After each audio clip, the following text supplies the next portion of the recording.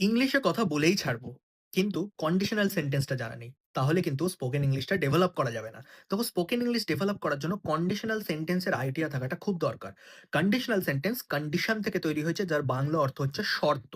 মানে বাংলায় আমরা অনেক সময় বলি না যে যদি এটা হতো তাহলে এরকম হতো, যদি আমি ভালো করে পড়তাম তাহলে পাস করে যেতাম, যদি আমি পাখি হতাম আকাশে উড়ে বেড়াতাম। এই যে শর্তগুলো যে এটা হলে এটা হতো, এই কথাগুলোর ক্ষেত্রে আমাদেরকে কন্ডিশনাল সেন্টেন্সের রুল ফলো করতে হবে। এবার এটা ৪ টে রুল হয়ে থাকে। আজকের এই ছোট ভিডিওতে আমি ২ টো রুল বলব। নেক্সট ডে তে আমি পরের ২ টো রুল বলব। তো দেখো ১ম যে ২ টো রুল তাদেরকে বলা হয় zero conditional R first conditional.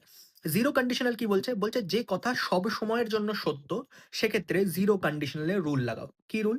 First A if লেখো, কারণ আমরা যদি দিয়ে যেহেতু স্টার্ট করছি, ইফ দাও। তারপরে ইউজ করো সিম্পল প্রেজেন্ট এবং তার পরের পার্টটাতেও ইউজ করো সিম্পল প্রেজেন্ট। যেমন আমি বলতে পারি, if you heat the water it boils. তুমি যদি জলকে গরম করো এটা ফুটবে। এবার এই কথাটা যেকোনো জায়গায় যেকোনো কন্ডিশনেই সত্য।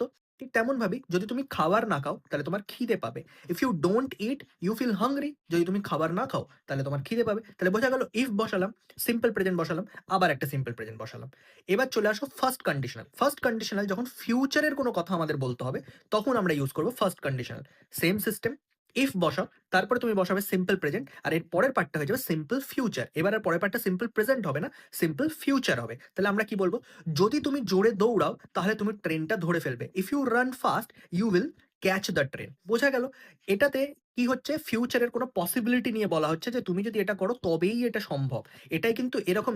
ধরো তুমি বলতেই পারো যে এটা কেন জিরো কন্ডিশনাল এ এলো না? এটা কেন এলো না তার কারণ, তুমি যদি জোরে দৌড়াও তবে তুমি ট্রেনটা ধরতে পারবে। এটা সবসময়ের জন্য সত্য না। কারণ তুমি জোরে দৌড়ানোর পরেও তো ট্রেনটা মিস করে যেতে পারো। সেটা লাকের উপর থাকছে। কিন্তু তুমি জল গরম করলে জল যে ফুটবেই, এটা কিন্তু একদমই সত্য।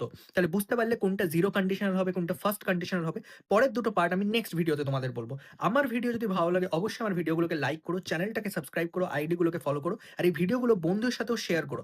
তোমাদের যদি কোনো কিছু নিয়ে ডাউট থাকে অবশ্যই কমেন্ট বক্সে লিখে পাঠিও। দেখা হবে পরের একটি ভিডিওতে।